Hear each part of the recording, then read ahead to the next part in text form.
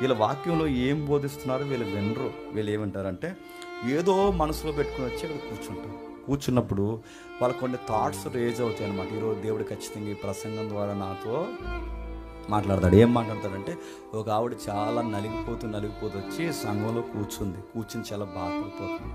ఆ బాధపడిపోతుంటే పాస్టర్ గారు మంచి ప్రసంగం చెప్పాడు. ఆ ప్రసంగం అయిపోయిన తర్వాత ఆవిడ వచ్చింది. అయిపోయిన తర్వాత మాట్లాడుతూ ఒక మాట అంది, పాస్టర్ గారు ఈరోజు మీ ప్రసంగం ద్వారా దేవుడు చాలా బలంగా నాతో మాట్లాడేసాడు. పాస్టర్ గారికి ఉన్న గొప్ప బలహీనత ఏడు చెప్పిన, ప్రసంగం బాగుందంటే చాలు. ఆ పాస్టర్ గారికి చెప్పారు, ఏమని చెప్పారంటే, ఈరోజు మీ ప్రసంగం నన్ను చాలా ఆదరించిందని. కానీ అవునమ్మా, ఏ పాయింట్స్లో నేను దేవుడు నీతో మాట్లాడాను కానీ పాస్టర్ గారికి చెప్పింది, దేవుడు ఈరోజు మీరు చెప్పారు కదా నూతన పురుషుడిని పొందుకోమని. నాకు అర్థమైంది.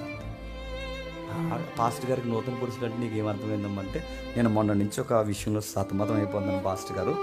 అసలు మా ఆయన నుంచి నా ఓల్డ్ 10th క్లాస్ గట్టి గదలో పరిచయం అయ్యాడు.